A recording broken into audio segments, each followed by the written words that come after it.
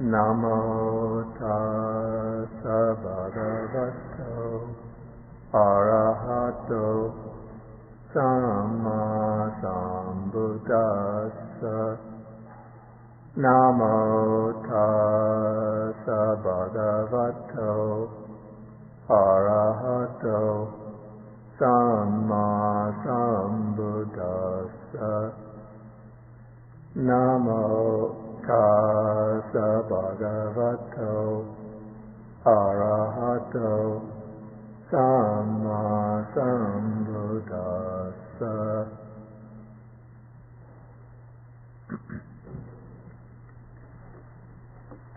Good morning, everyone.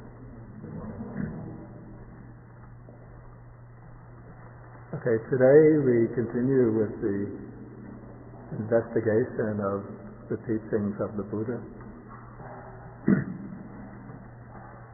And today we will be dealing with the chapter of this book called Approaching the Dhamma. This is a chapter that begins on page 81.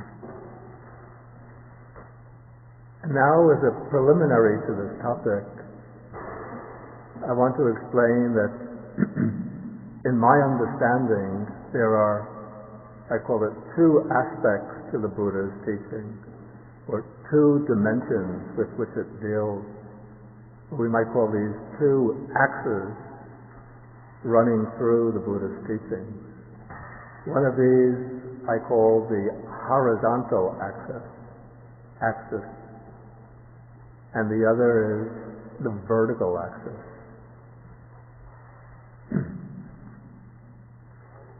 Okay, the horizontal axis, the word axis is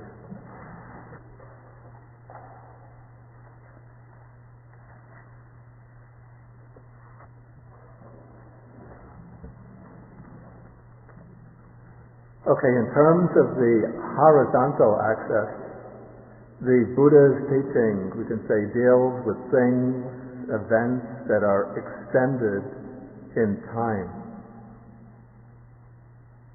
It applies to things that lie behind us in the past and ahead of us in the future. And its application extends beyond our immediate range of vision to past lives and future lives.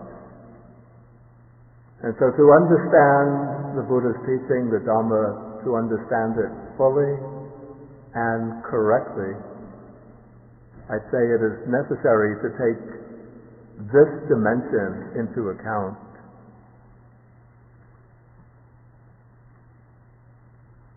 I sometimes say that to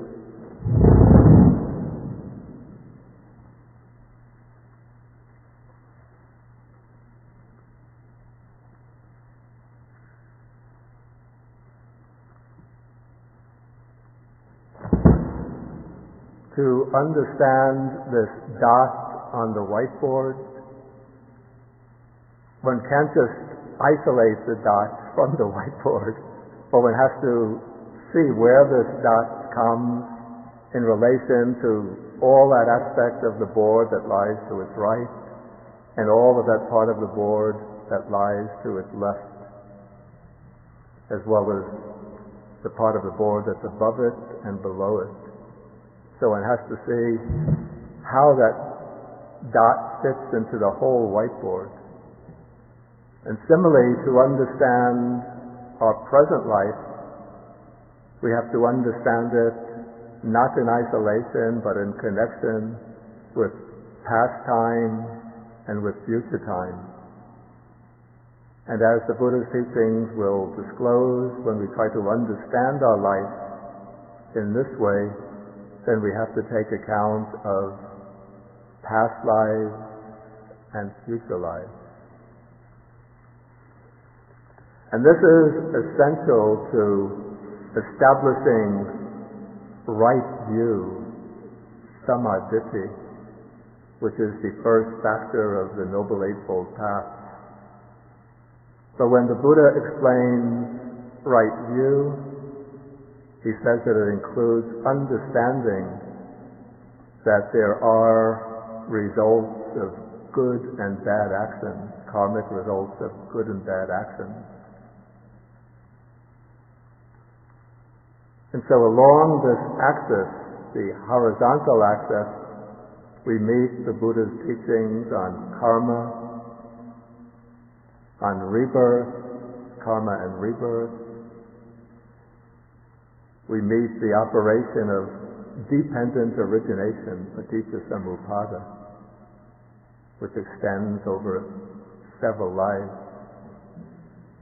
And even for a deep and clear understanding of the Four Noble Truths, we have to take account of this dimension, the horizontal dimension. And in the case of, for most people, to accept this aspect of the teaching, what we call faith is indispensable. For these matters lie beyond our normal range of vision.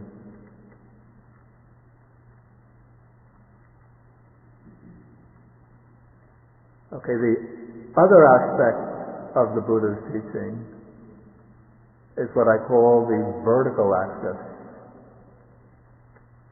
And the vertical axis concerns understanding our immediate experience. Here we take a direct look at our own experience in the present and attempt to understand the relationships between key aspects, important aspects of our experience. To understand our experience vertically, we do not have to place faith in anything that lies beyond immediate experience.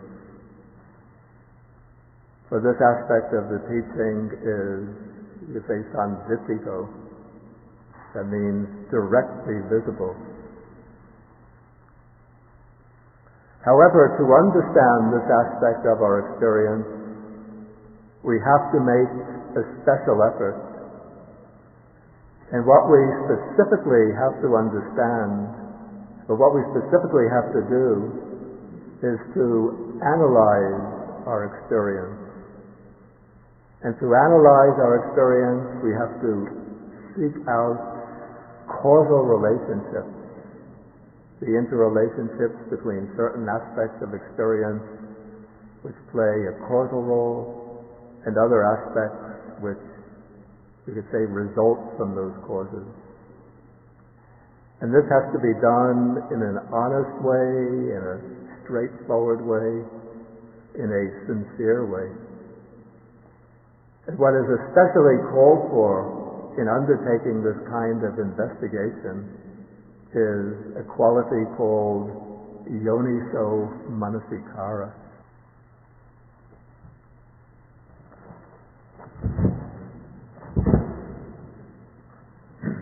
Yeah, this word yoniso manasikara means careful attention, wise attention, wise consideration.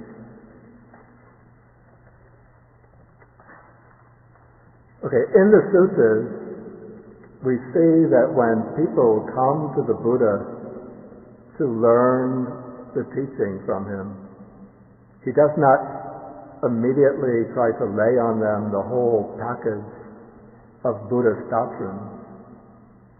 Often we see that when somebody comes to the Buddha, or when the Buddha is introducing the Dhamma to a visiting inquirer or to an audience, he tries to meet them halfway. That is, he tries to teach them in terms of their own capacities for understanding, in terms of their own background, in terms of their own frame of reference. And so, for example, if the Buddha is teaching a farmer, then he might use images of plowing a field, sowing seeds, reaping the harvest. If he's teaching a Brahmin, he might use the image of tending the sacred fire, since this was a practice that the Brahmins were familiar with. If he is teaching a king or a prince, he might use images or examples that concern the administration of a kingdom. And so here the Buddha, working along this vertical axis, is trying to teach people in terms of their own frame of reference, their own familiar objects and activities that are familiar to them from their everyday lives. Now, such teachings as karma and rebirth are not so much in Buddhism dogmas that have to be believed, or even formally defined doctrines, but rather I would say that they are principles that form the background to the teaching. These are principles that underlie the teaching and that the Buddha will often refer to in his teaching. In the Buddha's time in India in 5th century BC, these principles of karma and rebirth were widely accepted and formed for most people a kind of background understanding for understanding their place in life, for interpreting their experiences, for framing their aspirations for the future. However, and this is an important point, when the Buddha included these teachings in his Dhamma, it's not the case that he was simply taking on board the Indian cultural package, even though some Western writers say this. But we can see from the sutras that the Buddha himself had realized through direct experience the workings of karma and the cyclical nature of existence, the process of rebirth. We saw in Sutta number 36, which we dealt with last week, that on the night of the Buddha's enlightenment, he experienced 3 higher knowledges. And the first higher knowledge was the recollection of his own past lives over many, many world cycles, so recollecting hundreds and thousands of past lives. And then the second knowledge that he attained in the middle of the night was the divine eye. And that divine eye is able to see how other living beings pass away and take rebirth according to their karma. And these knowledges in the Buddha's time were not unique to himself, but many of his disciples who practiced meditation very diligently were able to achieve these knowledges. And even today there are advanced meditators who are able to see and to directly know their previous lives.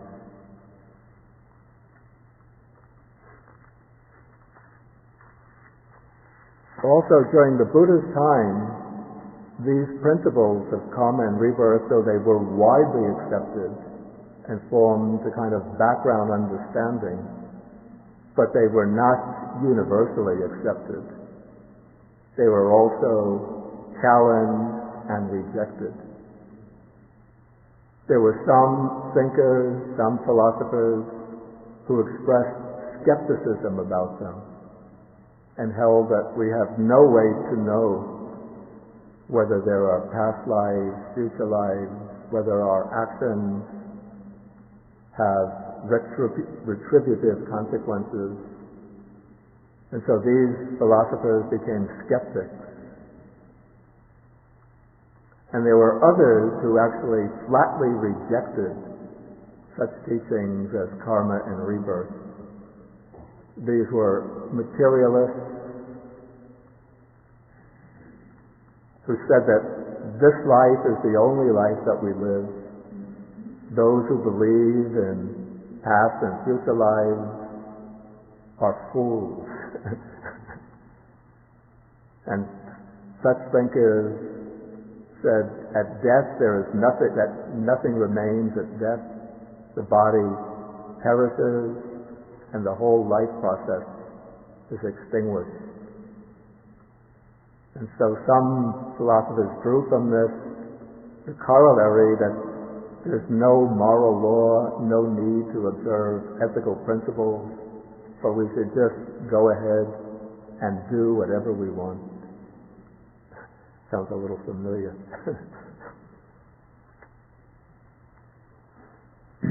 And so when the Buddha was going on his preaching rounds, he sometimes would meet people who had been exposed to these lines of thought, and they were confused, perplexed, unsure what to believe and who to believe. And so the Buddha doesn't say to them, you have to believe what I say, I am the ultimate authority. Since I teach karma and rebirth, you have to believe in karma and rebirth. If you don't believe this, then you are finished with your future life. But when the Buddha approaches or is approached by people who are perplexed and confused by these issues, then he uses another approach to give them access to the Dhamma. When the Buddha meets people like that, he will often confine the range of teaching that he gives them to what I've called the vertical access of the Dhamma. That is, he will teach them entirely in terms of things that they can see and experience for themselves.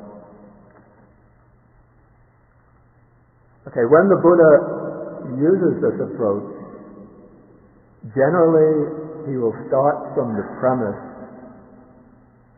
the presupposition, that the primary urge of human beings is to avoid suffering and to find happiness. In fact, when people come to the Buddha, what they're primarily interested in is to find a way to achieve real happiness. And they approach him as a wise man who might be able to help them achieve some clarity on this issue. Okay, and starting from this premise or presupposition that the primary urge of human beings is to find happiness, the Buddha will then try to make his listeners, to make us see that there is a visible connection, a directly visible connection between our states of mind and our actions, and between these two things, our states of mind and our actions, and our experience of happiness and suffering. Specifically, what he tries to make us see is the two connections. One is that unwholesome mental states and unwholesome actions will lead to harm and suffering for ourselves, harm and suffering for others. While wholesome mental states and wholesome deeds will lead to happiness and well-being. First of all, to happiness and well-being for ourselves, and then will enable us to act to promote the happiness and well-being of others.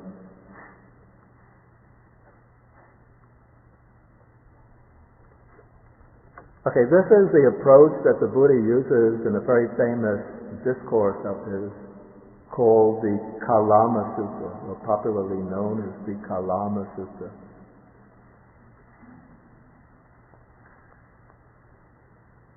And this is included within the Anthology, the book we're using, on page 88, starts on 88, and I want to go through the sutta.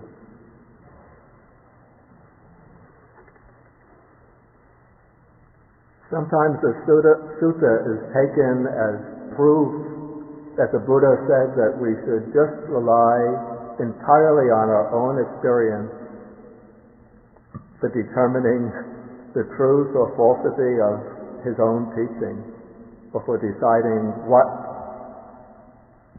we can accept as the true teaching. But in fact, one can't really legitimately draw those conclusions from the sutta itself. But let's look at the sutta somewhat closely. Okay, first the sutta begins when the Buddha is wandering on tour with a large group of monks, and he comes to a town of the Kalamas called Kesaputta. Then the Kalamas, the people of that town, hear that the ascetic Gotama has arrived, and then they repeat the stock formulation about his reputation, and they decide to go to see him. Okay, now when they come to the Buddha, then they pay respects to him, sit down, and then they explain to him the problem that they're facing. According to the commentary, the town of Kesaputta was situated at the outskirts of a big forest, and so many ascetics and groups of wandering monastics who would be crossing that forest would come to the town of the Kalamas, and they would settle there for the night before proceeding to go on through the forest. And so when they settled there for the night, then the Kalamas would have a chance to come to them and to listen to them teach their own doctrine. And so this caused the Kalamas to become confused. They were exposed to so many different teachings that they didn't know who to believe or what to believe. And so they say that some ascetics and Brahmins who come to Kesaputta explain and elucidate their own doctrine, and then they knock down and denigrate the doctrines of others. But then after they leave, another group will come, and they might ask the Kalamas, whose preachings have you been listening to? And they will say, oh, we heard the teaching of such and such an ascetic. And then this new group will say, their teaching, nonsense, worthless. Let me teach you the truth. Then this new one will propound his teaching. And he'll completely knock down the teaching of the other group. And so the Kalamas say that now for us there is perplexity and doubt as to which of these good ascetics are speaking truth and which are speaking falsehood. And now the Buddha doesn't say, don't listen to them, just listen to me. I'll tell you the truth. If he were to take that kind of approach, then he would just be following the same line as the others, and this would increase the doubt and perplexity of the Kalamas still more.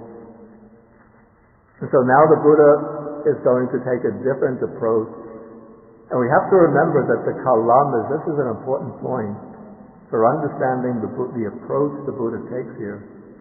The Kalamas at this point were not the Buddha's own disciples. And so the teaching that the Buddha gives here shouldn't be taken as the model to use for understanding how a disciple of the Buddha will relate to the Buddha's teaching.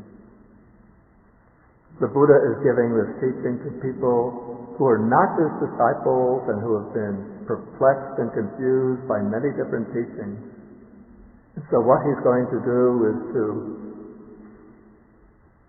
instruct them how to use their own experience as the testing rod for determining what is valid and what is not valid.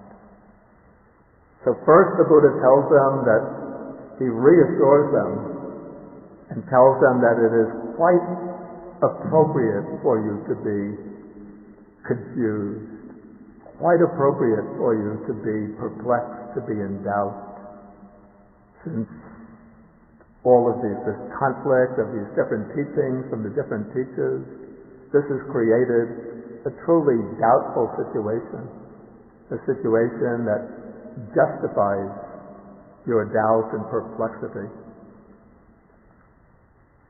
And now the Buddha is going to tell them first what they should not rely on in order to disentangle this tangle of their doubts and confusion.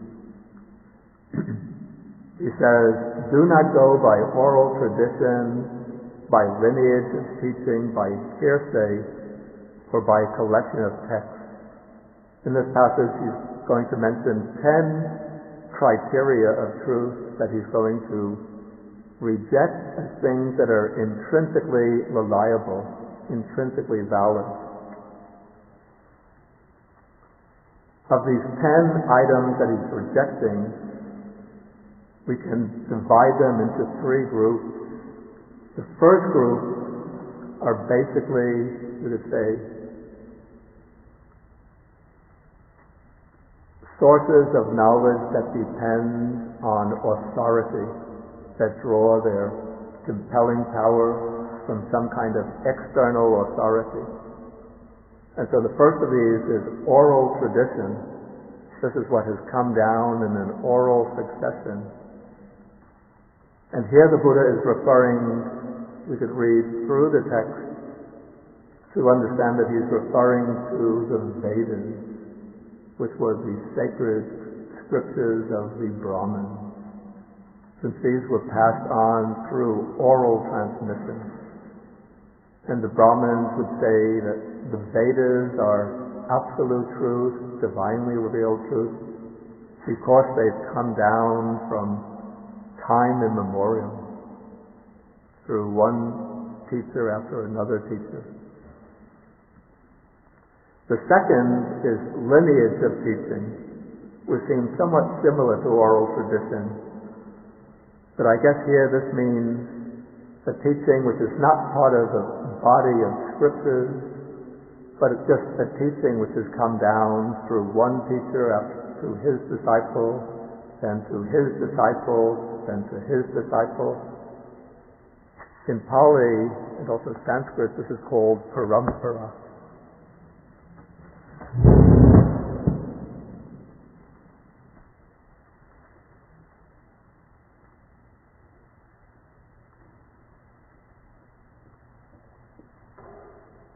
Which means, literally, the word param means other. So this is from one person to another person.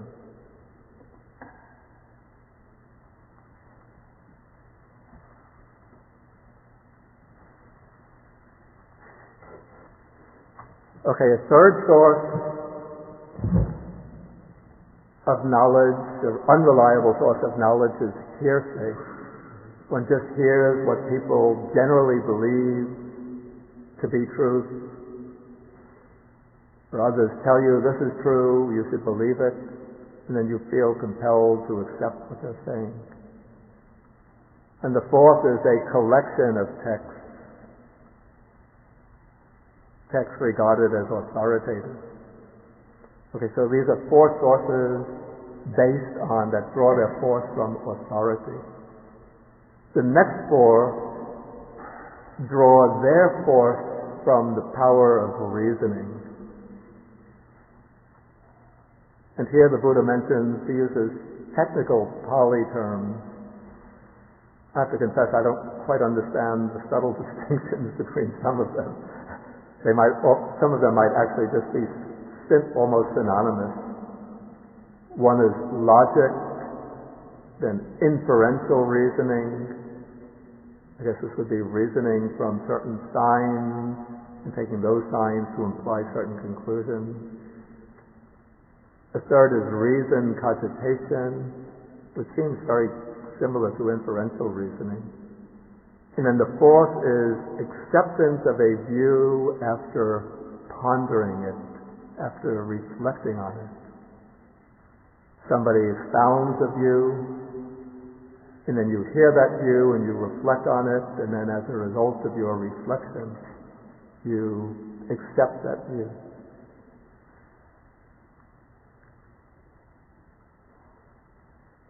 Okay, then the last two sources of unreliable sources of knowledge concern, you call the personality of the teacher. Okay, one is somebody who seems to be a very competent, authoritative teacher, maybe very charismatic teacher, who speaks with a lot of authority, a lot of self-confidence, or who can speak beautifully, giving similes, examples, somebody that draws your attention, and just by the force of his personality, he seems to compel your agreement. And then the last one is accepting something simply because it comes from the person that one regards as one's teacher. And the word translated as teacher here is guru, which is the Pali form of Sanskrit guru. So because something comes from somebody who's regarded as a great guru, you might feel compelled to accept this. But the Buddha says, don't go upon something just because the one who is teaching it is your guru or your teacher. Okay, now having rejected these sources of knowledge, the Buddha then says, when you know for yourselves, that is the important phrase, when you know for yourselves, these things are unwholesome, these things are blamable, these things are censored or criticized by the wise. These things, if undertaken and practiced, lead to harm and suffering, then you should abandon them.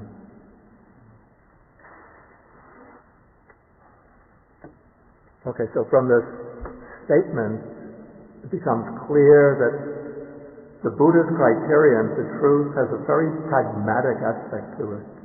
Here he's not looking to find abstract truths or abstract principles, but rather he's trying to focus in on principles that are related to the human desire to avoid suffering and to find happiness.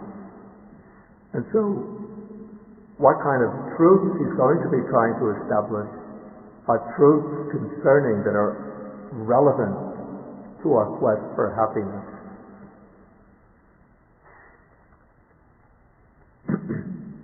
And he's asking us to examine things which turn out to be our own states of mind and our own actions, to find out whether these states of mind and actions will lead to harm and suffering.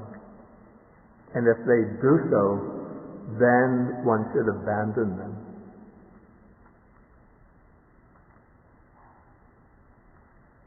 Okay, but after setting up this kind of general principle, then the Buddha doesn't just leave the people to their own devices, but he's going to guide them to understand these matters for themselves. So he asks them, when greed, hatred, and delusion arise in a person, does this lead to his welfare or his harm? And here it said, the commentary says that the Kalamas were intelligent people, and so the Buddha could use this kind of reasoning for him. Because with many other people, they might think that acting upon one's greed will lead to their pleasure and happiness. That is why advertisers can be so successful, because they make us want things with the presupposition that satisfying our desires is going to promote our happiness. But the Kalamas were intelligent people, so they could say at once that these things, when they arise in us, arise for our harm. And then the Buddha points out what kind of actions these unwholesome states of mind will lead to. So when somebody is under the control of greed, hatred, and delusion, how does that person behave? The Buddha says that such a person will destroy life, or he's actually asking questions. Isn't it true that this person will destroy life, steal, commit sexual misconduct, and tell lies, and also try to convince others to do likewise? And so the Kalamas can agree to that. And also the Buddha points out that behaving in this way will lead to this person's harm and suffering for a long time, and also will make that person a cause for leading others towards their harm and suffering. Okay, so on this basis, the Buddha is able to get the Kalamas to confirm that these things are unwholesome, blamable, censored by the wise, and that they lead to harm and suffering. Okay, then the Buddha takes the Kalamas and leads them through an interrogation on the positive side of the mind. Again, he repeats not to go on any of these 10 grounds or 10 authorities. Instead, rely upon yourself when you know for yourselves these things are wholesome, these things are blameless, these things are praised by the wise, and when undertaken in practice they lead to welfare and happiness. Then you should engage in them, then you should take them up and cultivate them. Then the Buddha leads them into through questioning to understand that non-greed, non-hatred, and non-delusion will lead to one's well-being and happiness. They admit that this is so. Then he says, when a person is without greed, without hatred, without delusion, how will that person behave? What will their actions be like? Such a person will not destroy life, not steal, not commit sexual misconduct, not speak falsely. And he'll promote or prompt others, convince others to abstain from those unwholesome actions too. And he makes them see that this will lead to their welfare and happiness for a long time.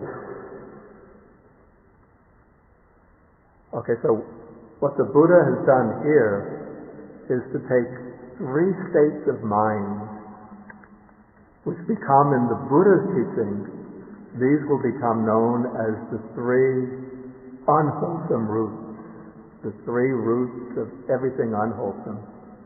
These 3 roots, unwholesome roots, are greed, hatred, and delusion.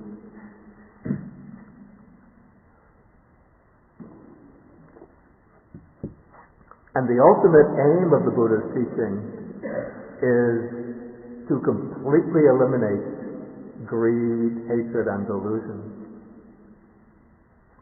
And there's a statement that the destruction of greed, the destruction of hatred, the destruction of delusion, that is nirvana.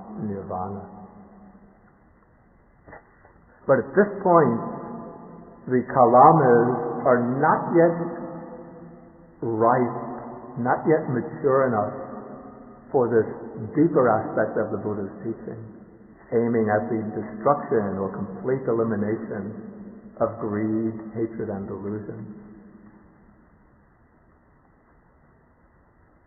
But the Buddha is going to introduce them in a subtle way to part of that teaching, part that they can see for themselves, by making them understand through questioning the harm and danger in greed, hatred, and delusion, and the benefits in at least restraining greed, hatred, and delusion. Okay, and now he continues, and he teaches the Kalamas that he takes an example of a disciple who might dwell developing a mind of boundless loving kindness to all sentient beings, and then a mind of boundless compassion, altruistic joy, and equanimity. In the Buddha's teaching, these are called the four boundless states, or the four immeasurable states, because they're to be spread boundlessly or immeasurably to all sentient beings. So these four are loving kindness, compassion, altruistic joy, and equanimity. And then the Buddha takes the case when the disciple has developed these four states of mind. Then he has a mind which is free from all enmity and hatred, free of ill will, a pure, uncorrupted mind. Then he will have four assurances in this very life. These four assurances come from taking the permutation of whether his way of life is wholesome or unwholesome, good or bad, and then whether there is or is not a life after death. Okay, so the first case,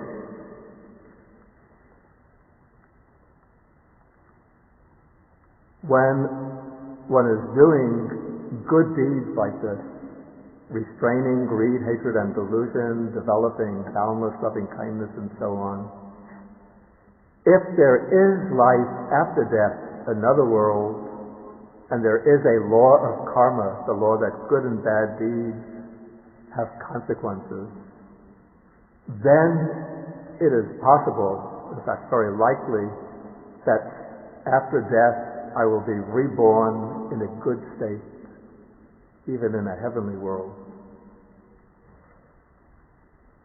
But then the second assurance, if there is no life after death, there is no other world, and there's no law of karma governing good and bad deeds, then what one can see and know right here and now is that in this very life I live happily, free of enmity and ill will. This is because one's state of mind determines one's condition in one's life here and now. And so if one is leading a good life, a pure life, one has love and compassion for everyone, then one will be happy in this life itself. So one doesn't have to worry about whether there's a life after death.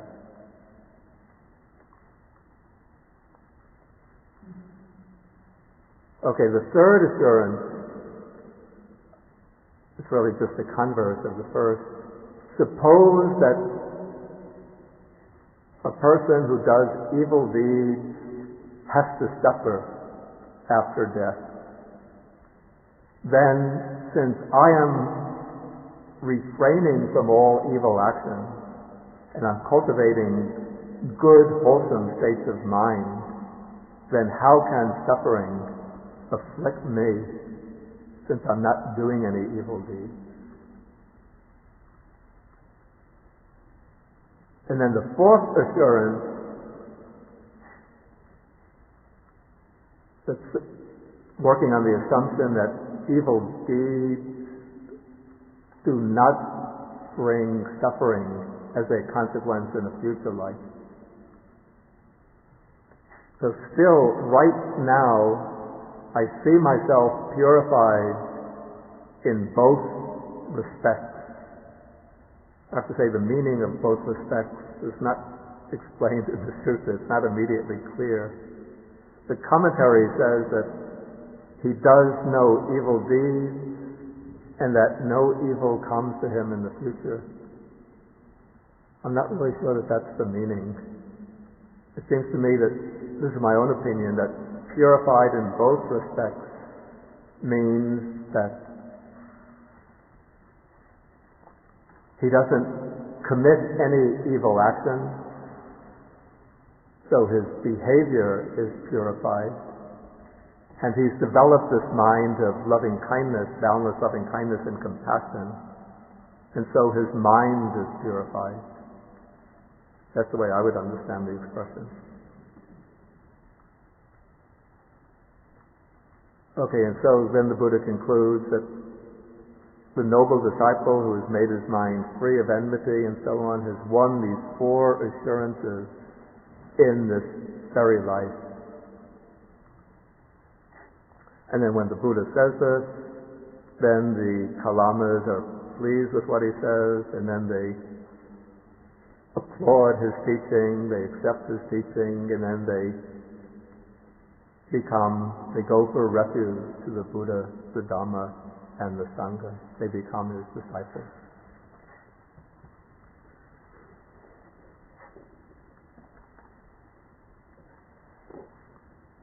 Now what I find is interesting and important in this sutta, if one looks at it carefully, we find that at this point the Buddha doesn't try to teach the Kalamas any of the deeper aspects of his teaching. First, he doesn't try to convince them of the working of karma and rebirth, because he knows that they are confused about this issue. And so what he's saying is, if you're perplexed about that issue, for now, don't worry about it, but just go on what one can see for oneself in this very life. Again, the Buddha doesn't try to teach things like the 4 Noble Truths, dependent origination, with the 3 characteristics, because the Buddha will teach those only when he sees that the mind of the listener is properly prepared for them. And one sort of requisite is that they have to have confidence in the Buddha as being a completely reliable teacher. And at this point, the Kalamas at the point that they come to him and ask their questions, they don't yet have that confidence. They're still inquiring. But probably now that the Buddha has convinced them through this kind of expedient teaching, convinced them of his own reliability, then he would be able to go on and teach something deeper.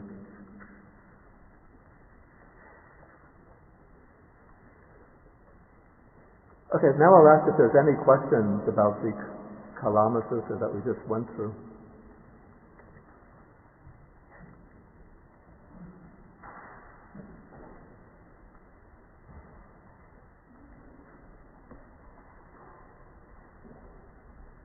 If somebody has a question.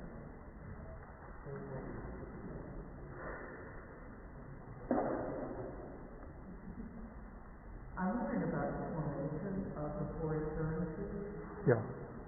There is confusing forms. The first two seem to be about online behavior, and the second two seem to be about how we use the behavior of other people.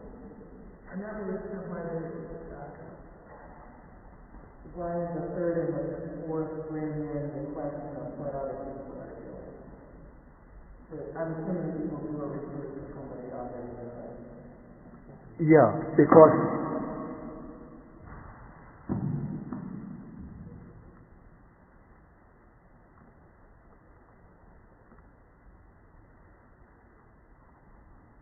I'd say in all 4 cases he's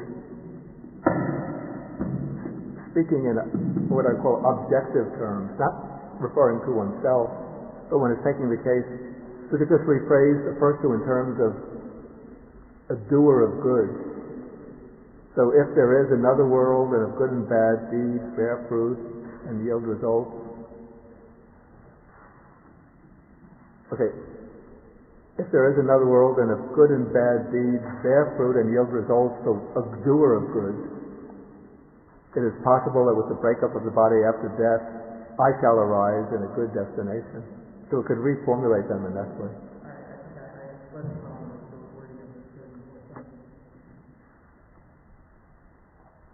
Okay, this person had a question. As you were talking about his reaching out to the kilometers where they are, and looking at the diagram of axis, the vertical and the horizontal, I had this sense, and I'm not sure if I'm right, that if you just stay with the Buddha's teachings, whether on the vertical axis or the horizontal axis, you'll get to the truth. And that is it possible that if I can only stay on the axis of, say, the kilometers, and have completely purified my thoughts and my deeds, would I not reach that point of truth without having to have heard the other teachings of dependent, without the hierarchical teachings of dependent origination together? That isn't in each of his teachings of the truth there, is the actualizer, and they're not having to understand. Okay, this is a very good question, and it's a question that I've thought about myself, and I have to say, I don't know the answer to that.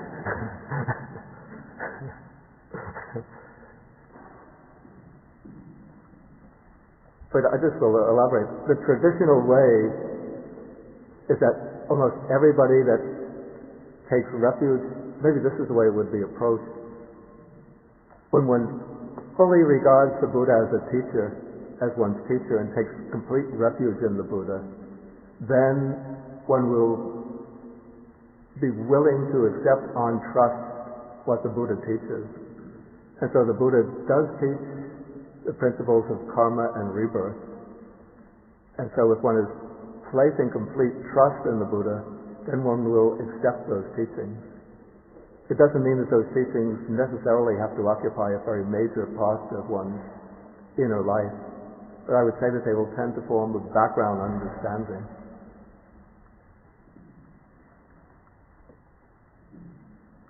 So there's these unwholesome mental states, greed, delusion, hatred, rebellion. Anywhere that the Buddha teaches that there's one basic erroneous mental state from which all the others arise.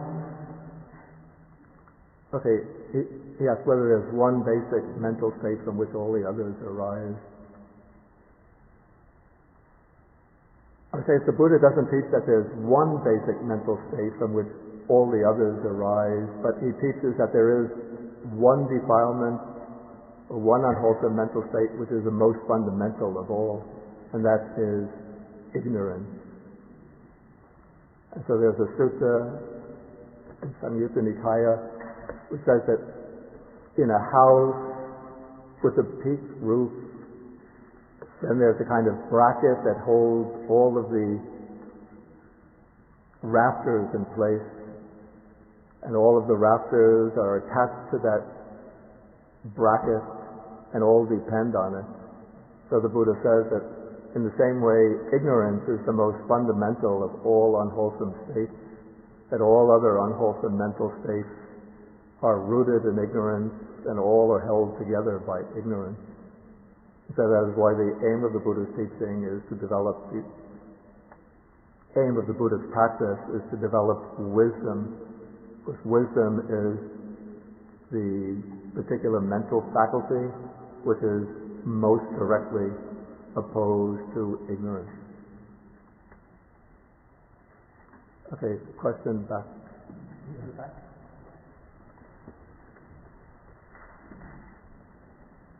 I'm a little confused by the third and fourth assurance. Yeah. And that seems that for evil before people good, and we don't intend evil for anyone, absent suffering, such things. But in the experience of maybe not the kilometers, but most people's questions arising from why people like to suffer. Yeah, okay, that's a question there. yeah. I Stars to have an assurance in the first one, so evil does not uphold the evildoer. Yeah. But, and that brings me to the question of why don't the wicked suffer and get away with everything? Yeah.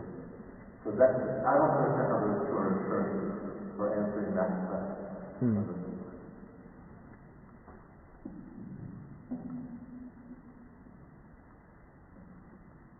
I think you have a good point. But let us say, I think the point of the third assurance would be, of course, suffering could still afflict somebody who lives a good, wholesome life. But let us say that from his conduct itself will not be a cause of that suffering. And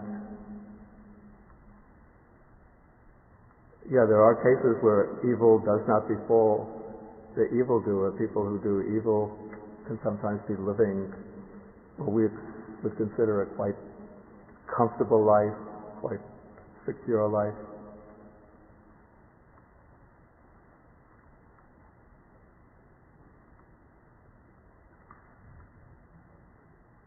All I could say is that again, if one is purified in both respects, that is with respect to one's mental state and one's actions, one will not suffer from those mental states and actions. That's all I can say to that. But also, I just should further say that the Buddha's teaching on karma does make it clear why good people do suffer and why people who are wicked here and now can seem to be living comfortably and a quite apparently happy life. This is because the suffering of the good person and the security and well-being of the bad person, this is the fruit of past karma. And then the good karma that the good person is creating now will bring its good fruits in the future, and the bad karma that the evil person is creating will bring its results, pain and suffering in the future.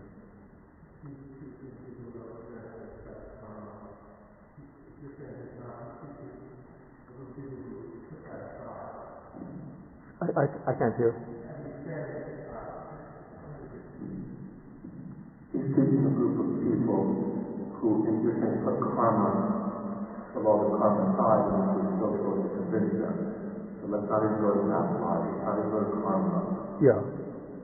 But it makes sense when you introduce karma and past life. Yeah, I'm saying that when you take the full picture of the Buddha's teaching, that would be the explanation. But here, it seems you have quite a cogent point with regard to those two. That good people do suffer and the evil people do apparently literally get away with murder. And then I have to comment on that and then ask a question. Yeah. The comment comes from volunteering in a prison, and there are many good people who are unjustly there and who have decided to use this time to develop their spiritual life and their walk in Buddhism or whatever they choose. Right. The other question is, I recently have found that I have not been energized to action. I have been lethargic in the place of something that has not felt right, but it hasn't been energized and energized by anger that I have been active. Is this action out of anger going to be unfruitful or what? Okay, this is a good question.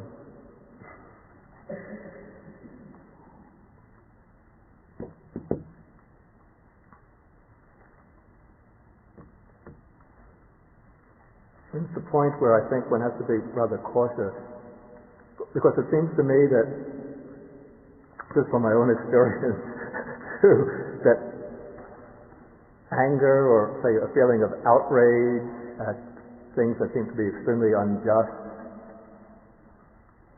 unfair, becomes a motivation towards wholesome action. So what I would do is make a distinction between anger as a state of antagonism or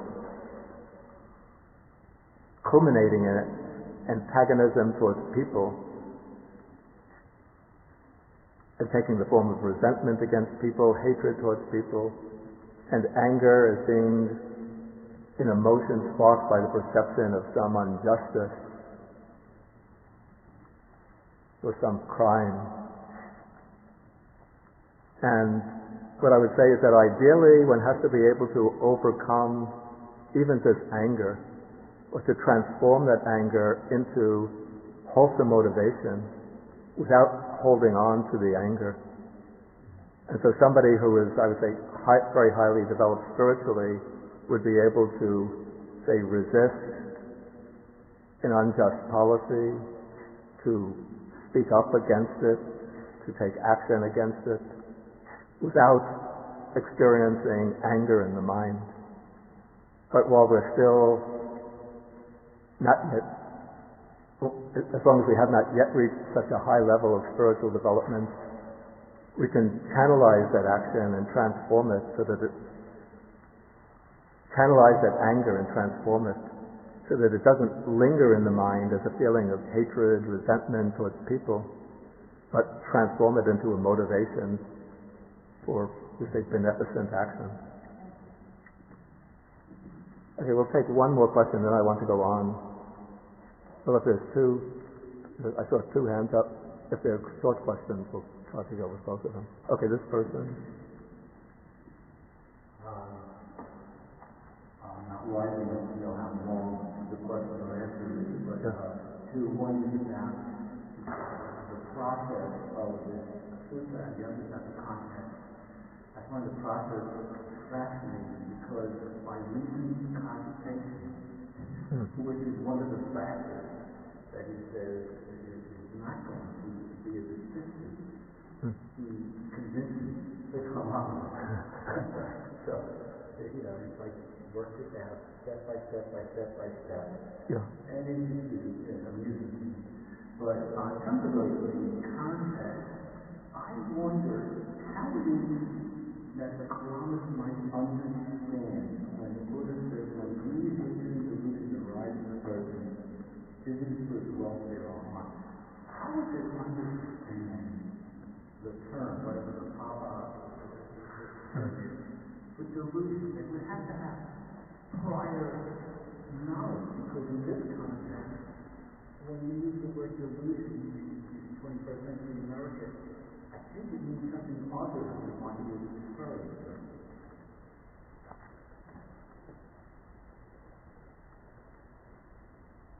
Okay, let me deal. You've brought up 2 points here. First, the method that the Buddha is using here is quite distinct from what's called reason cogitation, at least in the Indian context. What's called reason cogitation would be a process of abstract reasoning in which one reaches conclusions beginning with certain premises, and one reasons from those premises, and one arrives at conclusions. So it's something which doesn't involve appeal to direct experience. Where the Buddha is using a kind of reasoning, but it's a reasoning directed to one's observation of one's direct experience. Okay, then what is called delusion here in Pali is moha. Okay, in modern English maybe we have delusion, like somebody has a delusion of grandeur. A quite ordinary person might be deluded and thinking that he is Napoleon or King George V. Delusion here would be, the Pali word moha would suggest qualities like cloudiness of mind, perplexity of mind, confusion, lack of clear understanding, even stupidity.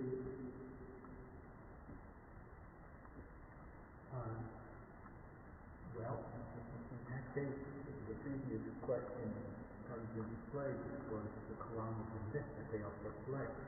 And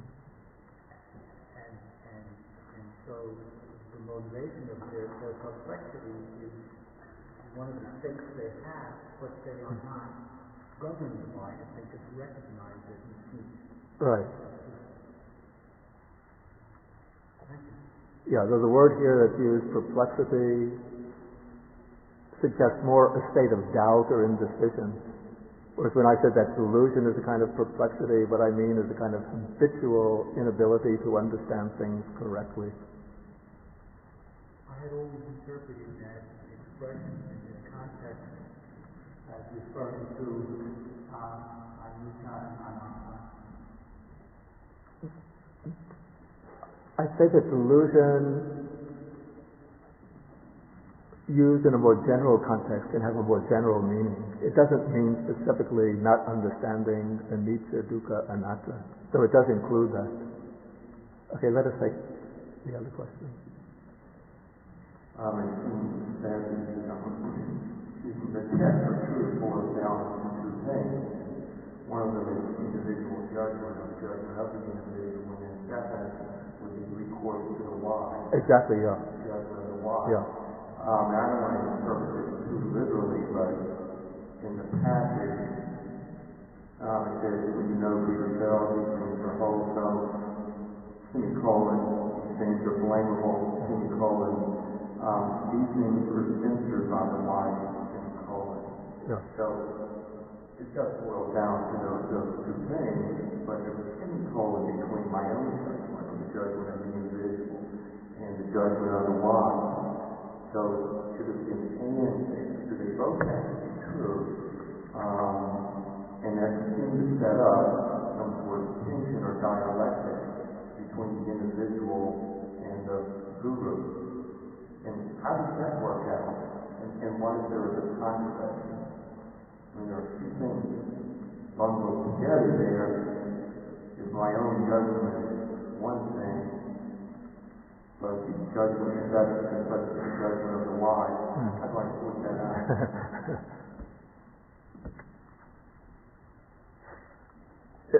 It seems that the sutta is presupposing that there's going to be an agreement between the results arrived at through one's own reasoning and the results that are arrived at through one's own investigation of one's own experience, and the censor of the wise, what's censored by the wise, and what is praised by the wise.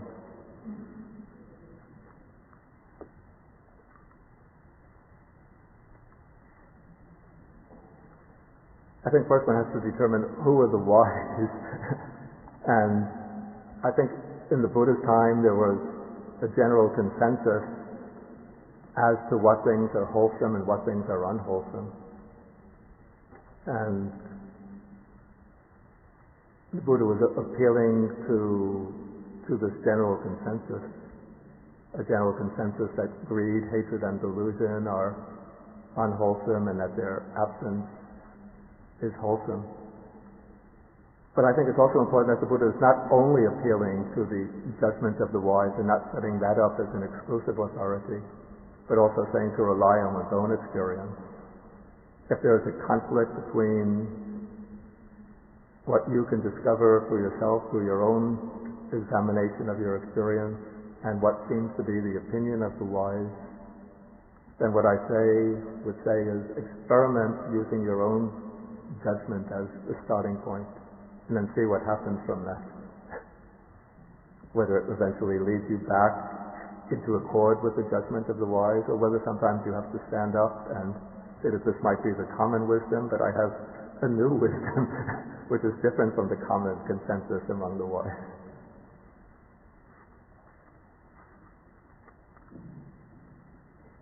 But in any case, I think that as the Buddha continues this discussion by leading the kalamas into the questions about whether greed, hatred, and delusion are wholesome or unwholesome, and whether acts like killing, stealing, sexual misconduct, and lying are wholesome or unwholesome, then he's drawing upon things that almost anybody would be able to agree to. Okay, I think I want to go to continue.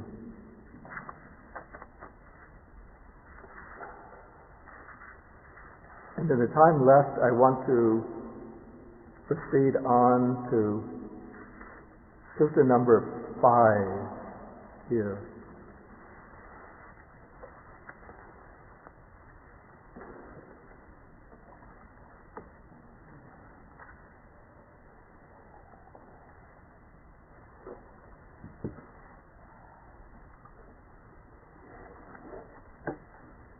It's called the steps towards the realization of truth.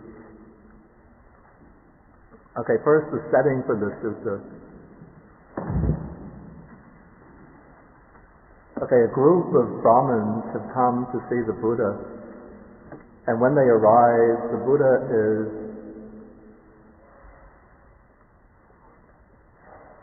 has been talking with some other Brahmins, and in the assembly there is a young Brahmin student whose name is Kapatika. I'm at the top of page 97. And after he's introduced, there follows, he's said to be 16 years old and to be a master of the 3 Vedas. And then there follows a stock description of a learned Brahmin. And then while the Buddha is speaking with the Brahmin, this young Brahmin repeatedly interrupts.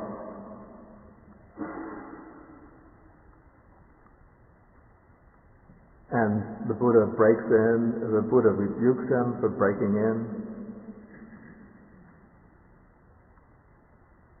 And then eventually this young Brahmin catches the Buddha's eye and asks him a question. Or the young Brahmin tries to catch the Buddha's eye in order to ask him a question. I'm here in the middle of the page. And then the Buddha knew, this text says, knew with his own mind the thoughts in this young Brahmin's mind.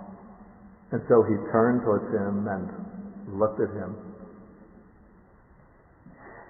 So this is a cue for the young Brahmin Kapatika to ask his question.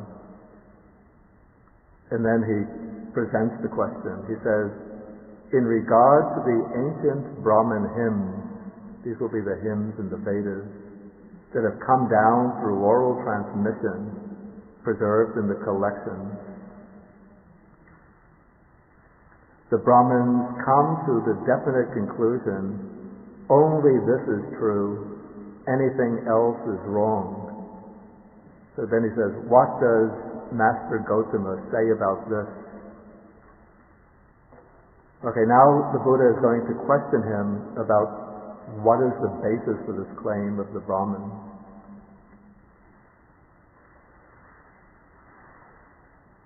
And so first in paragraph 13 he says, among the Brahmins, is there even a single Brahmin who says this, I know this, I see this, only this is true, anything else is wrong?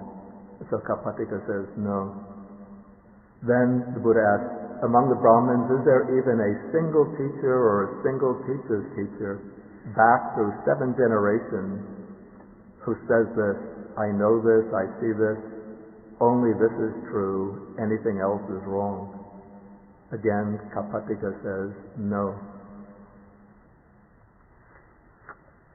Then the Buddha asks about the creators of the hymns. These are the ancient Brahmins who composed the hymns of the Vedas. And he mentions their names. Did even these ancient Brahmin seers say, we know this, we see this, only this is true, anything else is wrong? And so Kapatika says, no, Master Gautama. Okay, so then the Buddha says, it seems that among the Brahmins there is not even a single Brahmin who says who speaks thus, I know this, I see this, only this is true, anything else is wrong.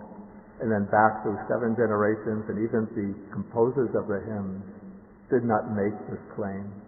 We know this, we see this. Then the Buddha says, this is like a file of blind men, each in touch with the next. The first one does not see, the middle one does not see, and the last one does not see. So too in regard to the statement of the Brahmins that only this is true, anything else is false. The Brahmins are like a file of blind men. The first one, the most ancient ones, do not see. The middle ones, the transmitters, do not see. And the last ones, the present ones, do not see. So when this is the case, doesn't the faith of the Brahmins turn out to be groundless? So then Kapatika, the young Brahmin, says, the Brahmins honor this not only out of faith, they also honor it as oral tradition, because these teachings have come down in a long oral tradition. Okay, so now the Buddha is going to bring out here 5 sources of authority, 5 grounds of knowledge that might be presented as a basis for truth, but which should not be accepted unequivocally. Okay, so these 5 are, the first is faith, something in which one has faith. The second, translated approval, maybe a better translation would be personal preference. There is a teaching which one just has a natural liking for, a natural preference for. The third is oral tradition, what has come down in oral tradition. The fourth is reasoned cogitation. This is reasoning from certain premises to certain conclusions. And the fifth is the acceptance of a view as a result of pondering it. This is a ground for knowledge that we earlier saw in the Kalama Sutta. Okay, now the Buddha is going to point out now the problem with these 5 grounds of knowledge, and that is that the conclusions that are based of them might turn out in 2 different ways, here and now. That is, something might be fully accepted out of faith, and yet it might be empty and false. And again, something might be not be accepted in faith, and it can be factual and true. And the same 2 consequences apply to each of these 5 grounds of assertion. Something, you might have a preference for something, a liking for a particular view, and it might be false. There might be another view that you don't like, that one might be true. Something might be coming down in oral transmission, it might be a completely reliable, completely trustworthy oral tradition, but the beliefs that are transmitted can turn out to be false. And other beliefs which have not come down in such an oral transmission might turn out to be false, might turn out to be true. Okay, if somebody arrives at certain conclusions through reasoning, the conclusions can sometimes seem to be very cogent, very convincing.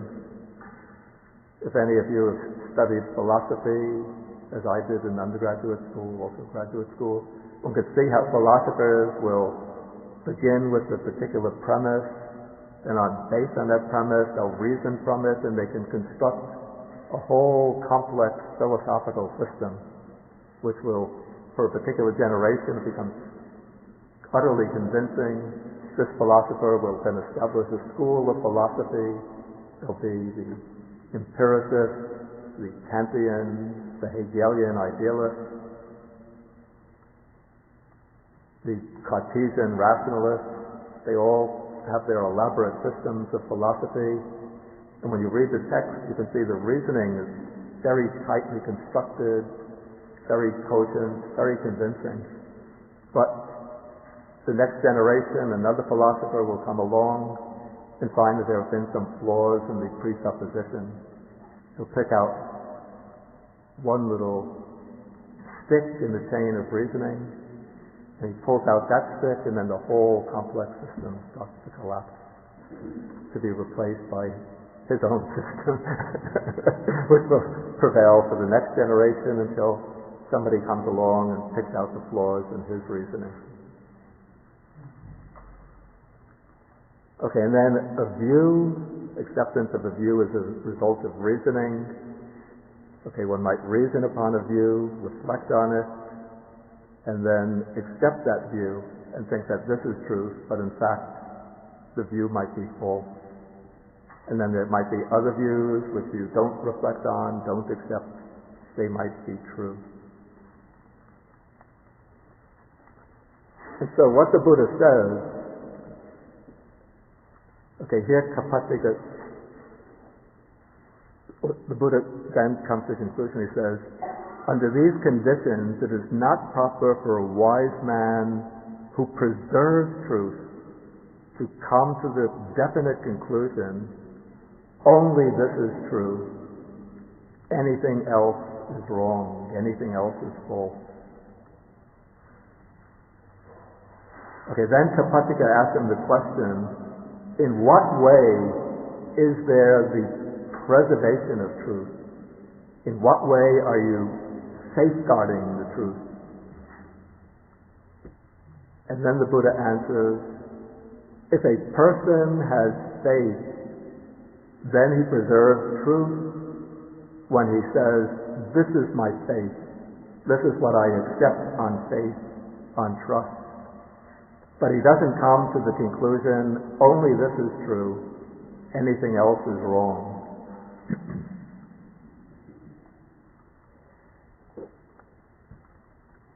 So in this way, one is preserving truth. And the same with a personal preference, with reasoning, what one receives on oral tradition, with the conclusions that one reaches through reason cogitation, and for the views that one might accept as a result of pondering it. One preserves truth when one says, this is the view that I accept on the basis of such and such a ground. But as long as one is uncertain, one doesn't come to the conclusion, only this is true, anything else is wrong.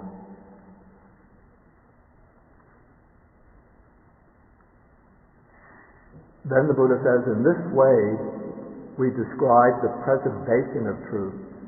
But then he adds a leading point, he says, but as yet there is no discovery of truth.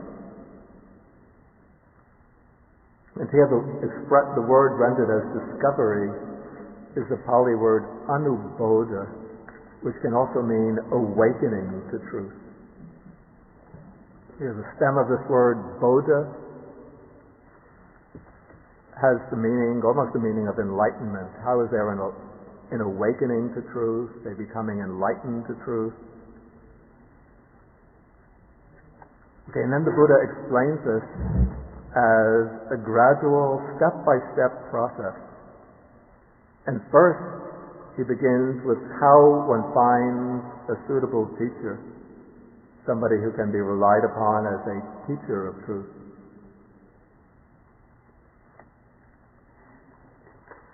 And here the Buddha is suggesting that the inquirer finds somebody that one can investigate in regard to three kinds of mental states. Mental states that are based on greed, states based on hatred, states based on delusion. And one should examine and investigate this teacher to see whether his behavior, his speech, his conduct discloses the presence of greed, hatred, and delusion in this person. But he's taking the case where one approaches the teacher who is without greed, hatred, and delusion. And I should add that in the Buddha's time, there were many enlightened disciples who were completely free of greed, hatred, and delusion. But if you make that a criteria for the quest for a teacher now, you'll likely be very disappointed because it's difficult to find those who are completely free of greed, hatred, and delusion. But one could use a modified criterion, look for those who are accepting a teaching which leads to the elimination of greed, hatred, and delusion. and whose conduct seems to indicate that they are practicing to overcome greed, hatred, and delusion. Okay, so when one sees the person that one can consider to be a qualified teacher, then one has a trust or a confidence that the Dhamma that this person teaches will be profound, hard to see, hard to understand, and so on. And so one then approaches this teacher.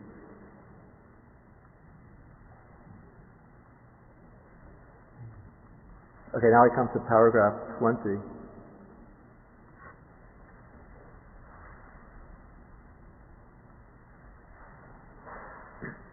Okay, when one investigates the teacher and sees, or one has some kind of confidence that he's purified of greed, hatred, and delusion, then one places faith in this teacher. Now, this kind of faith is not an absolute, unquestioning, uncritical faith, but this is a faith which can be, you could say that this is a readiness to trust this person as a reliable teacher, a willingness to accept the teachings of this teacher and put them to the experimental test. And so when one places faith in this teacher, then one goes to visit him, pays respect to him, and then lends an ear to his teaching. So far the faith has not yet been based on what this person teaches, but only on examination of this person's conduct and what seem to be his inner qualities.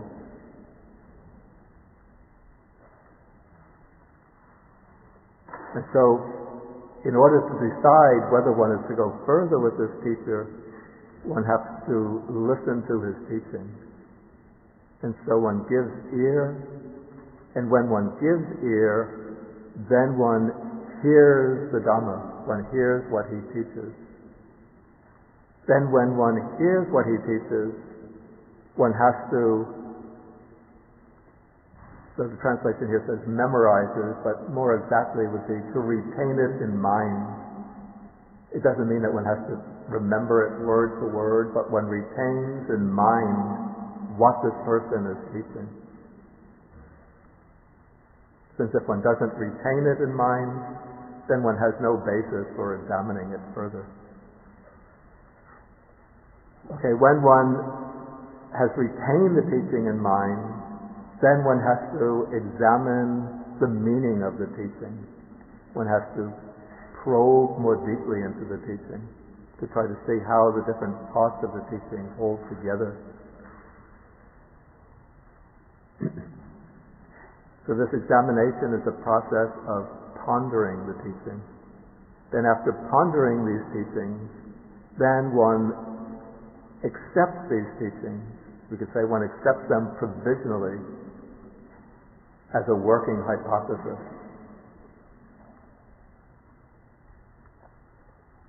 Okay, when one has accepted these teachings as a result of pondering them, then desire springs up. This desire is not the unwholesome desire, which is greed or craving, but this is the desire to experience these teachings, or to experience the truth to which these teachings lead. And this desire serves or functions as a motivation for action. Through that arising of desire, then one applies one's will, one applies one's mind to practicing the teaching. And as one is practicing, at the same time one is investigating more and more deeply. As one's practice gains strength and depth, then one scrutinizes the principles of this teaching. Then based on that scrutiny, one strives still further, and then through striving, the text says, he realizes with the body the supreme truth and sees it by penetrating it with wisdom. And then the Buddha says, in this way there is the discovery of truth. So what is called here, realizing with the body the supreme truth and penetrating it with wisdom, this constitutes the breakthrough, the initial breakthrough to the realization of the ultimate truth of the Dhamma. All of the stages that we have described here can be divided into three more comprehensive stages. In the traditional terminology of the Dhamma,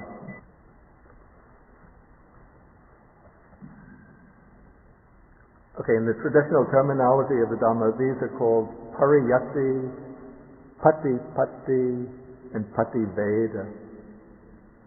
Pariyatti means learning. And so learning here will take in the stages of hearing the Dhamma, retaining it in mind, and examining the meaning, and then accepting these teachings as a result of pondering them. All of these are aspects of learning the teaching. Then, with the phrase desire springs up, that marks the entry into patipatti, which means the practice of the teaching. And the practice is indicated here, beginning from desire to usahati, to applying the will, or exerting oneself. Then scrutinizing the teachings. This is done, the scrutiny is not done with just one's rational mind, but this is examining them with the mind of insight, wisdom. And then striving, resolutely striving.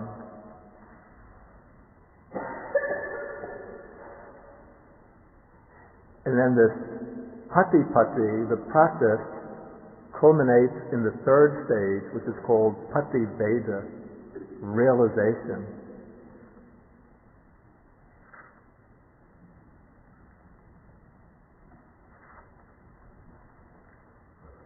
And the realization takes place in several stages, but the first breakthrough is described here as realizing with the body the supreme truth and seeing it by penetrating it with wisdom. And the Buddha calls this the discovery of truth, or the awakening to truth.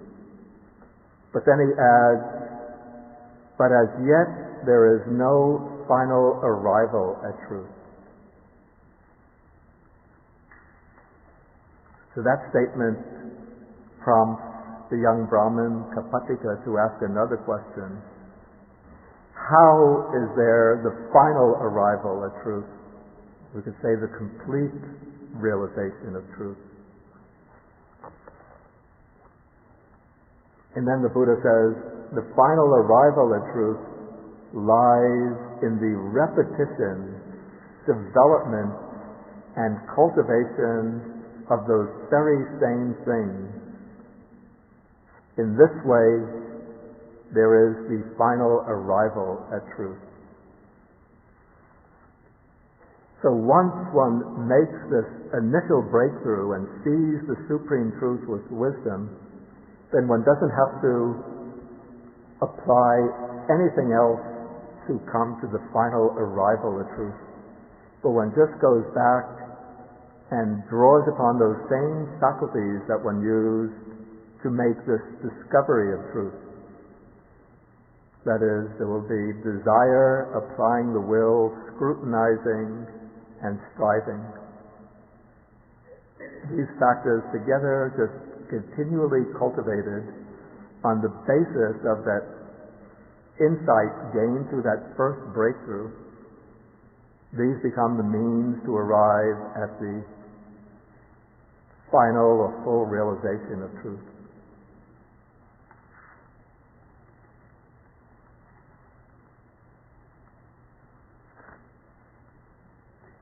Okay, the rest of the sutta in a way just works out these ideas in a systematic, step-by-step way.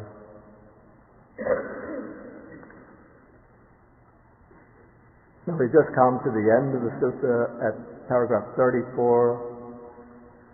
After the Buddha's full explanation, then this young Brahmin becomes very pleased with the Buddha, with the answers that the Buddha gave to all of his questions. And then he makes a kind of confession at the end. He says, "Formerly, Master Gotama, we used to think, who are these bald-headed ascetics, these dark, menial offspring of the Lord's feet, that they would understand the Dhamma?" You see, amongst the Brahmins, there was a belief that the four castes of society originated from different parts of the body of the Creator God, Brahma. The Brahmins thought that they originated from the head, Brahma's head. The Kshatriyas, these were the warriors and administrators, originated from the arms of Brahma. Of course, the arms are capable of doing work, and so the Kshatriyas are the administrators of the country, also the warriors. Then the Vaishyas, those are the merchants and cultivators, are supposed to have arisen from the trunk, from Brahma's trunk. And the Sudras, these are the menial workers, are supposed to have originated from the legs of Brahma. But the ascetics, who are outside the fold of Brahmanism, the wandering ascetics like the Buddha, the Brahmins had very low opinion of the wandering ascetics. And so they claim that these ascetics originated from the feet, from Brahma's feet. But now this young Brahmin says, but Master Gotama, that's the Buddha, has inspired in me love for ascetics, confidence in ascetics, and reverence for ascetics. And then he goes for refuge to the Triple Gem.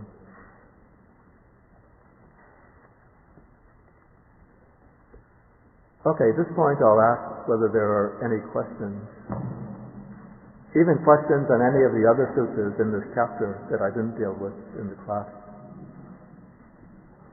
Buddha's teachings were also in oral tradition, and sometimes that I wish there had been his recorded then, but was it 300 years before they were written down? It could be between 300 and 400 years. Yeah. Did that ever any problem? I was just thinking of reading a book which has a chapter on Buddhism which is totally, I think, wrong in the way they interpret the Four Noble Truths, and he just wishes that they really stand up and say, this is wrong, that this interpretation is wrong. But sometimes I wish that we hadn't had all that oral tradition. I wish they had written down immediately. But maybe that's not a problem. Of course, it would have been much nicer if they had tape recorders and video recorders in the Buddha's time. They didn't. But what I would say is that through comparing the different lineages through which the teachings have been transmitted, the early teachings, we have, as I mentioned in the first class, texts from Savastivada, versions of the same text that we have in Pali, from Mahasangika, from some of the other early schools. One compares them and one sees that even though sometimes the way the discourses have been preserved differ, like the sequencing differs, the scene differs, but the basic teachings that emerge from all of these collections are the same, exactly the same. So that could at least give us grounds for concluding that the original collection of this teaching is quite reliable.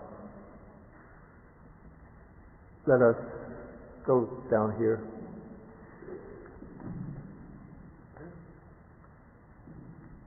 Okay, Suki. Can you elaborate a little further on the meaning of realizing with the body? Realizing with the body. Yeah, this is actually an expression that's used in several formulations in the text. The commentary gives an explanation that says, realizing with the mental body. That is, it takes the word kaya and it distinguishes two types of body. The rupa kaya, which is the physical body, and the namakaya, which is the body of the mind. The mind is considered to be like a concrete entity. I'm not completely satisfied with that explanation. It seems to me that this word, realizing with the body, is used to indicate that this realization has such a force that it's as if one is actually contacting and touching that truth with the body. Of course, it's partly metaphorical, but I think it indicates the vivacity, the concreteness of the realization. That's the way I would understand it. Okay, let us take.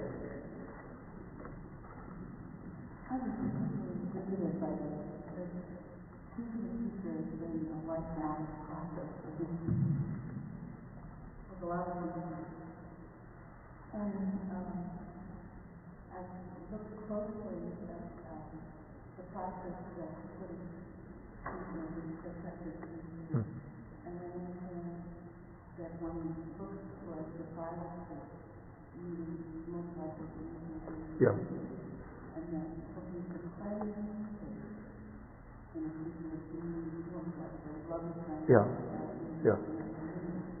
Mixed space, I'm not so sure about it, but there's probably. Maybe put the microphone closer to you. Yeah. Are not certain. And if you ask someone how long they practice, right. That's a simple question.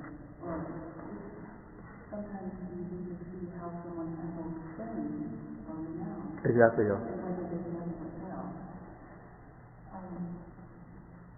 It's necessary sometimes to see how, at least for me, to see how people restrain themselves by fear or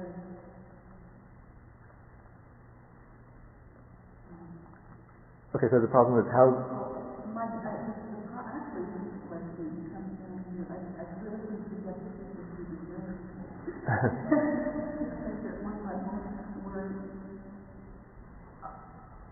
we align ourselves with teachers that have the tendency to violence and if I've had two teachers where it turns out that sexual behavior has been thought. I don't know that someone think I'm married and never very straight at all.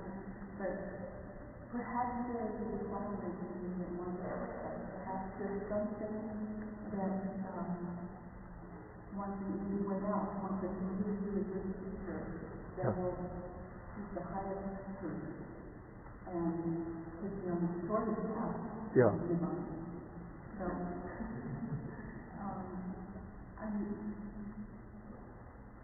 struck by what it is to have a teacher and still be completely alone in this process of reaching your highest state or your most equanimity. That it's a partnership, but it's not in any form some sort of thinking. Exactly, yeah. Or one has to be so clear about one's own silence to make sure that there's no projection of that on the teacher, and not have blind spots about it, because as well. Yeah. And also to look for the good in the beginning and the middle and the end. Yeah. But sincerity is important to me as I read this, because my hopes are always very high in the beginning, and I give all benefit to the teachers. And then as things go downhill in the middle, I deny it. And often, and in the end, it's like a bomb went off. Yeah. So I don't think that in the Buddha, that even anything I've ever read is even some teaching. So there's a great deal of comfort in that for me. I don't know, that's a comment and a question about the process. Does one actually ask the teacher, like, do you have this state? I have to say, I also find this mixed state a little puzzling, because it's doubtful that there's anybody who has completely unwholesome states. Perhaps what's meant by mixed states would be a frame of mind which is predominantly wholesome, but still unwholesome states tend to arise. And so in the Buddha's time, because the Buddha was alive, there were many enlightened disciples. An investigator would try to find somebody who was completely purified of all unwholesome qualities. As I said earlier, nowadays it's difficult to find somebody like that. So most people will have mixed, who are even teaching, will have mixed states. But what one has to look for is somebody who has a serious and sincere commitment to the wholesome and is working earnestly to overcome the unwholesome. Okay, let us take a question here.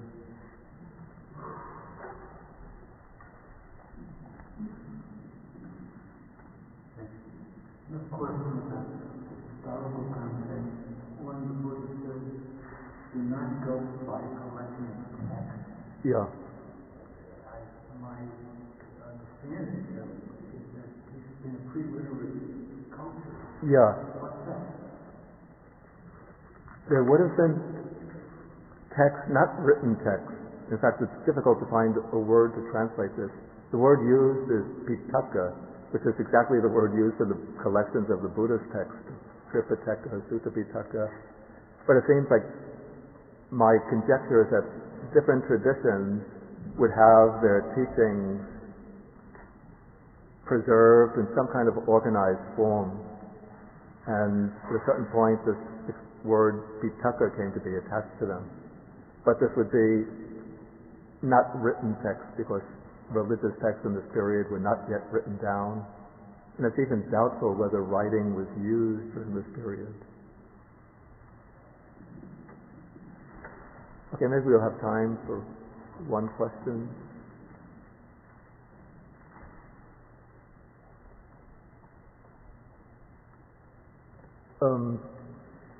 Okay, we'll take two then. I would like to ask if this is correct understanding, and how to teach for the Pali as well as that saying kind of a bit ago that supposed people could not resolve people who were, and the comment was made about thinking and stuff to do that.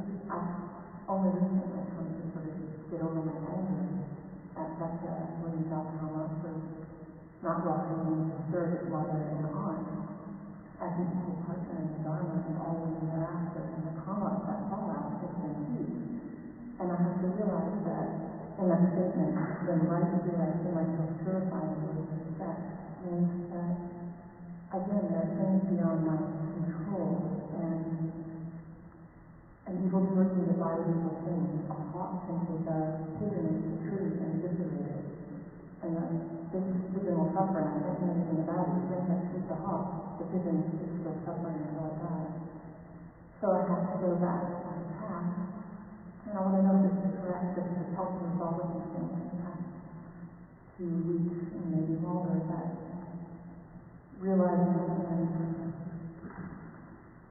and practice that real practice, I have to see the desire to correct things arising, and then I have to go back to the end delusion to realize some things can't be corrected with the way I want them to instantly be corrected, and so I go back to my practice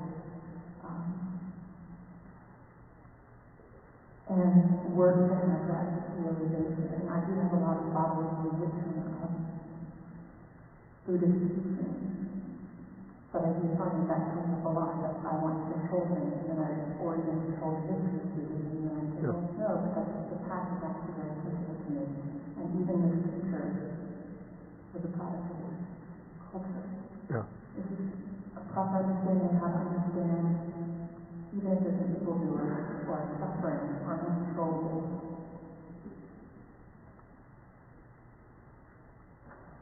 I can't worry about those things. I can't worry about somebody getting by with murder or whatever. I can do my best. I have to ultimately go back to the path of what is within myself, loving kindness and the solution. I guess, can you formulate a question, a simple I want to question? know if that's proper understanding and how to, Yeah. is that the right resolution of the lack of self-control and it's so emotive. That's the right understanding. Of course, one has to correct what we call volatile emotions. And so, as I explained earlier, there could be situations that one feels are unjust and that one is moved to correct. But when one responds to the situations, one has to be able to control one's state of mind as well, and not let oneself be carried away by volatile emotions, explosive emotions.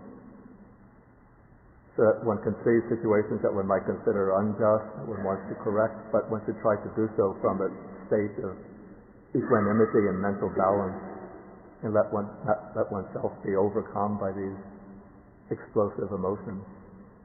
So then if one can really realize that's the meaning of the statement, I'm still right with myself.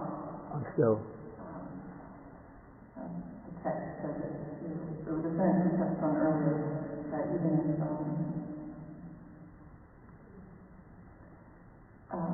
then right with myself purified in both respects, that if we learn, if we're practicing earnestly and striving to make a realization, even that thing, the origin by evil, the suffering that we can't control.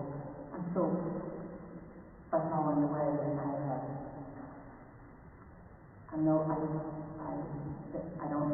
have anger as a system, or I wouldn't overcome with it. I might body anger, but I'm not overpowered by it, or overpowered by suffering, or overpowered. That's what I understand. Okay.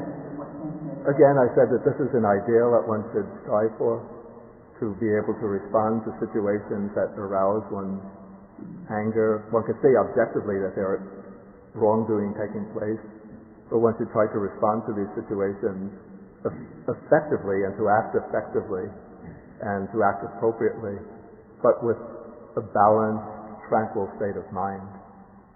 And often when one has a balanced, tranquil state of mind, then one can act more effectively and act more in a more appropriate way than if one is carried away by violent emotions. Okay, maybe we should get you wrong to see how the question, and that will be the last one.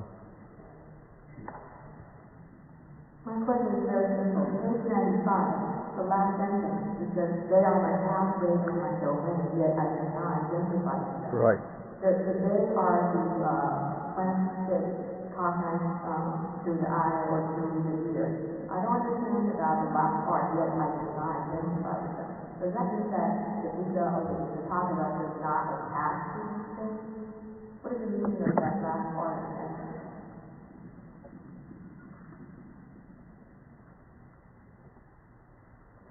Yeah, that last statement means that the Buddha doesn't identify with them and think that these wholesome states are mine, this is I, this is myself.